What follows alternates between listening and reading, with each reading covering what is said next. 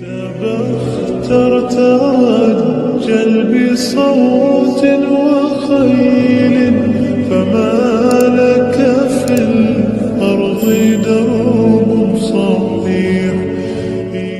അസ്സലാമു അലൈക്കും. വെള്ളിവെളിച്ചത്തിലേക്ക് സ്വാഗതം. ബിസ്മില്ലാഹി അൽഹംദുലില്ലാഹി വസ്സലാത്തു വസ്സലാമു അലാ റസൂലില്ലാഹി വഅലാ ആലിഹി വസഹ്ബിഹി അൽ ഫായിസീന ബില്ലാഹ്. ലോകത്തെ മുസ്ലിം പ്രമുഖരുടെ പുണ്യാത്മാക്കളുടെ ഗണത്തിൽ ഏറ്റവും ശ്രദ്ധേയ വ്യക്തിത്വമാണ് ഇമാമിന മുഹമ്മദ് ഇദ്രീസ് ഷാഫി റഹ്മത്തുള്ളാഹി അലൈഹി. എന്നാൽ അതേ ഇമാം അവറുകൾക്കെതിരിൽ ഹർജി സമർപ്പിക്കാൻ ഇവിടെ ശ്രമമുണ്ടായി എന്ന് ചരിത്രത്തിൽ വായിക്കുമ്പോൾ ഈ റജബ് മാസത്തിൽ നാം പ്രത്യേകം അനുസ്മരിക്കുന്ന ചില മഹത്തുക്കൾ ഒരാൾ കൂടിയാണല്ലോ ഇമാം ഷാഫി തങ്ങൾ. ഇൽമ കൊണ്ടും തഖ്വ കൊണ്ടും വളരെ സൂക്ഷ്മമുള്ള ജീവിതം കൊണ്ടുമൊക്കെയാണല്ലോ അവർ ലോകപ്രശസ്തരായി തീർന്നത്. പരാതി പറയുന്നവർക്ക് എന്നും പരാതി പറയാം, കോടതി പോകുന്ന കോടതി പറയാം, എന്തെങ്കിലുമൊക്കെ ദുർലക്ഷ്യങ്ങൾ നേടാൻ. എന്നാൽ ഭരണാധികാരി മഹാനവറുകളെ ക്ഷണിച്ചു വരുത്തി. ആ വരവിൻ്റെ രംഗമൊക്കെ ചരിത്രത്തിൽ കാണുമ്പോൾ പ്രയാസകരമാണ്. എന്തായാലും ഷെയ്ഖർവളുകൾ എത്തി. എന്നാൽ യഥാർത്ഥത്തിൽ ഭരണാധികാരിയെ തെറ്റിദ്ധരിപ്പിച്ചായിരുന്നു ഷെയ്ഖറുകളെക്കുറിച്ച്.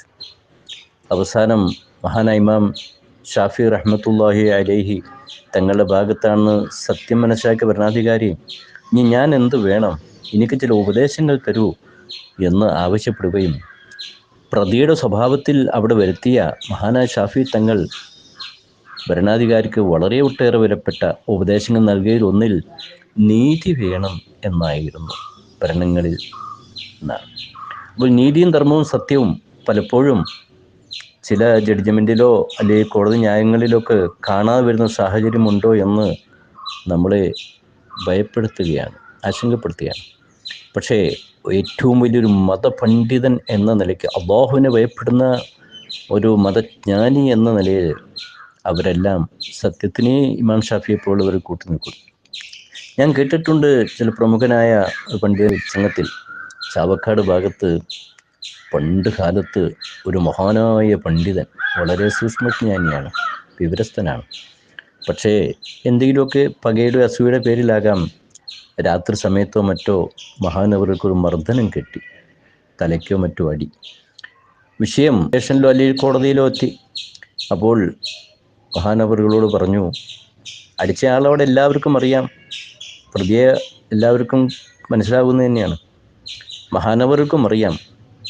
മഹാനവർ പറഞ്ഞു, ഇന്നയാൾ എന്നെ അടിച്ചു എന്ന് കോടതിയിലൊന്ന് പറയണം ജഡ്ജിയുടെ മുന്നിൽ.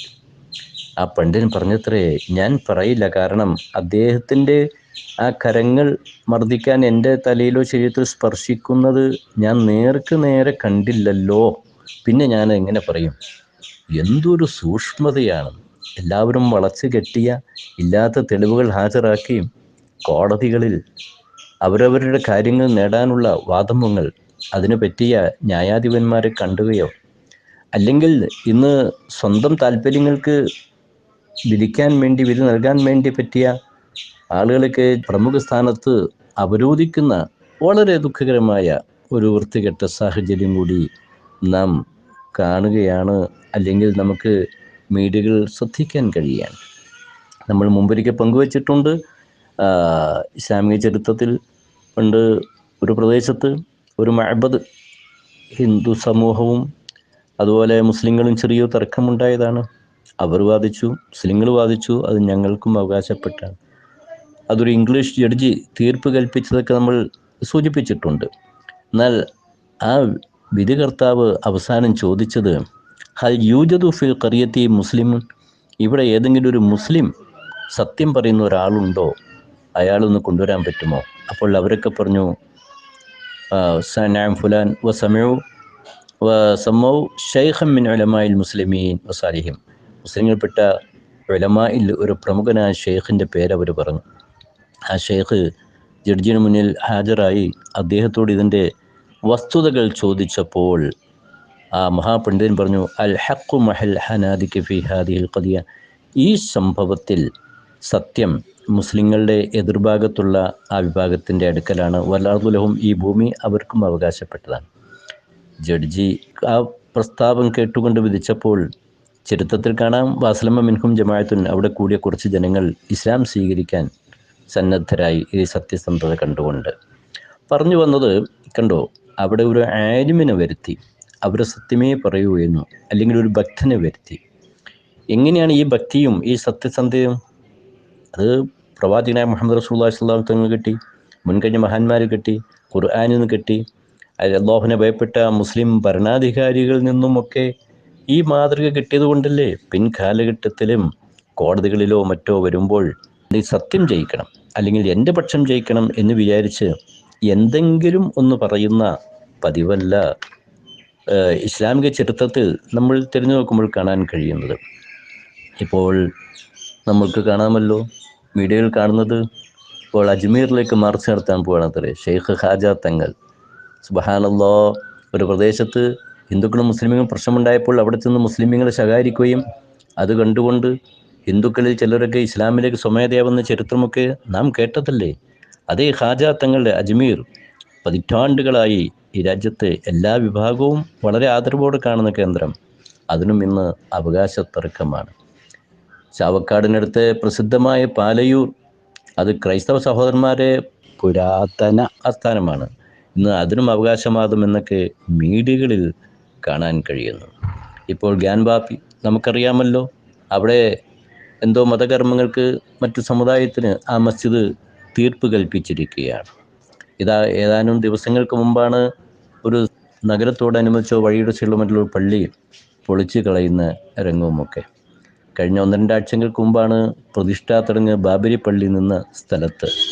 പറഞ്ഞു വന്നത്, ഇവിടേക്ക് ഇസ്ലാം മുന്നോട്ട് വെക്കുന്ന നീതിയും ധർമ്മവും, ഇസ്ലാമിൻ്റെ വിധികർത്താക്കളെ പാലിച്ച സൂക്ഷ്മതയും നമ്മൾക്ക് ചരിത്രത്തിൽ വായിക്കുമ്പോൾ അത്ഭുതപ്പെടുകയല്ലേ.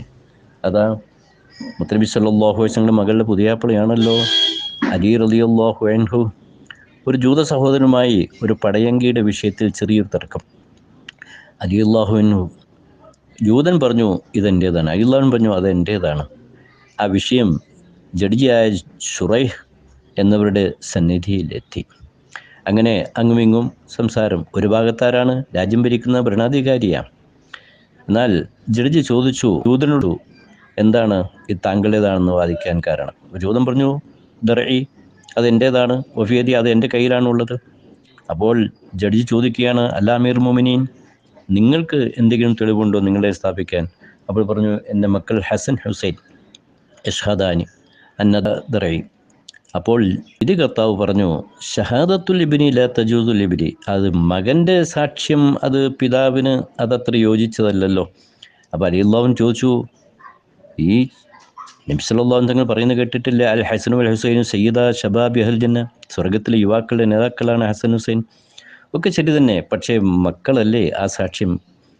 ഇത് കേട്ടപ്പോൾ ആ ജൂതൻ സ്വമേധയാ പിന്തിരിയുകയും അദ്ദേഹം ഇസ്ലാം സ്വീകരിച്ചു എന്നാണ് ചരിത്രത്തിൻ്റെ വായനയെങ്കിൽ, അവിടെ കോടതിയിൽ സത്യമാണ് നീതിയാണ് അത് കണ്ടുകൊണ്ടാണ് മറ്റുള്ളവർ അവർക്ക് മതത്തെക്കുറിച്ച് താല്പര്യമുണ്ടായതും ഇസ്ലാം സ്വീകരിക്കാനൊക്കെയുള്ള ഒരു സാഹചര്യം ഉണ്ടായിത്തീർന്നതും. അപ്പോൾ കോർട്ടുകളിൽ നമ്മുടെ ജഡ്ജിമാർ നീതിമാന്മാരാകണം, അഡ്വക്കേറ്റുമാർ സത്യസന്ധരാകണം, കക്ഷികൾ തങ്ങൾക്ക് ജയിക്കാനുള്ള എന്തെങ്കിലും ദുർവാശിയുമായിക്കൊണ്ടോ അതിനു പറ്റിയ എന്തെങ്കിലും തെളിവുകളൊക്കെ ആയിക്കൊണ്ടോ അവിടെ വരാൻ പാടില്ല. പിന്നെയോ സത്യം ജയിക്കണം എന്നതാകണം.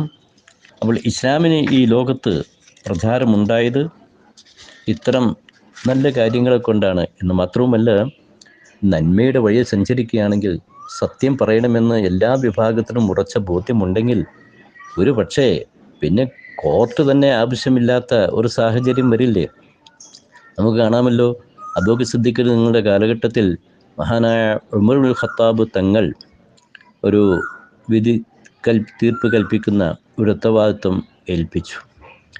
അങ്ങനെ അവസാനം ഉമർ അള്ളാഹുനു ഫത്തലബ മിൻ അബീ ബക്കർ അൻ യഅഫിഹു മിൻഹും മുഹിമ്മത്തുൽ ഖദാ, ഈ ഉത്തരവാദിത്വം എന്നെ ഒഴിവാക്കി തരമെന്ന് പറഞ്ഞു. അപ്പോൾ അബൂബക്കർ സിദ്ദീഖ് തങ്ങൾ ചോദിച്ചു, അമിൻ മശഖത്തുൽ ഖദാഇ തത്ലുബുൽ ഇഫാ യാ ഉമർ, ഈ വിധി തീർപ്പ് വലിയ പ്രയാസകരമായതുകൊണ്ടാണോ താങ്കൾ അത് ഒഴിവാക്കണമെന്ന് പറഞ്ഞേ? അപ്പോൾ ഉമർ ഇബ്നുൽ ഖത്താബ് തങ്ങൾ പറഞ്ഞു, അല്ല, യാ ഖലീഫ വലാക്കിൻ ലൈസ ലി ഹാജത്തുൻ ഇൻദ ഖൗമിൻ മുഅ്മിനീൻ.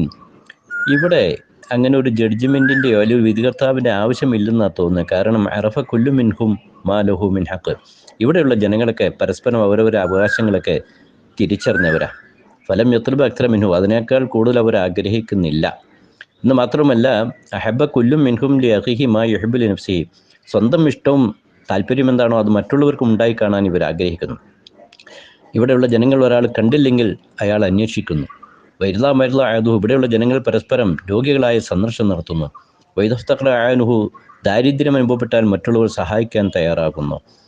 ഈ രീതിയിലൊക്കെ കാണുമ്പോൾ, നല്ല സ്വഭാവങ്ങൾ കാണുമ്പോൾ പിന്നെ ഇവിടെ കോടതി ആവശ്യമില്ല. അതുകൊണ്ടാണ് ഈ ഉത്തരവാദിത്തത്തിൽ നിന്ന് ഞാൻ ഒഴിവാക്കി തരണം എന്ന് പറഞ്ഞത് എന്ന് ചരിത്രങ്ങൾ, ഇതിന് സമാനമായ ഒട്ടേറെ സംഭവങ്ങളുണ്ട്. അതെ, നമ്മുടെ കോടതികൾ സത്യസന്ധമാകണം. നീതിമാന്മാർ, വിധികർത്താക്കൾ, എങ്ങനെ നമ്മുടെ പോലീസ് സ്റ്റേഷൻ വരെയും അവിടെയും സത്യങ്ങളെ പുലരേണ്ടത്. പോലീസ് മേധാവികളോ സബ് ഇൻസ്പെക്ടറോ താഴെയുള്ളവരോ അവരാരാണെങ്കിലും എന്താകാൻ പാടില്ല, മറ്റുള്ളവർക്ക് അന്യായമായി തീർപ്പ് കൽപ്പിക്കുന്ന സാഹചര്യം ഉണ്ടാക്കാൻ പാടില്ല.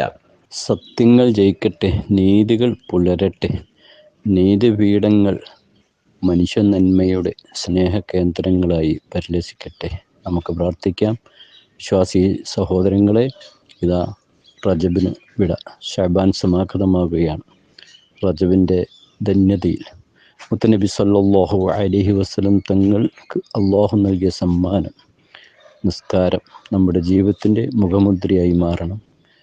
ഒരു വിധത്തിലും ചെറുതായി അതിനെ നിസ്സാരമായി അവഗണിക്കുന്ന ഒഴിവാക്കുന്ന സാഹചര്യം ഉണ്ടായിക്കൂടാ. നമുക്ക് ജഗന്യന്താവായ അള്ളാഹുവിലേക്ക് സൽക്കർമ്മങ്ങളിലൂടെ വീണ്ടും വീണ്ടും മടക്കാം. അള്ളാഹു അനുഗ്രഹിക്കട്ടെ. വാഹു ദഅ്വാനാ അനിൽ ഹംദുലില്ലാഹി റബ്ബിൽ ആലമീൻ.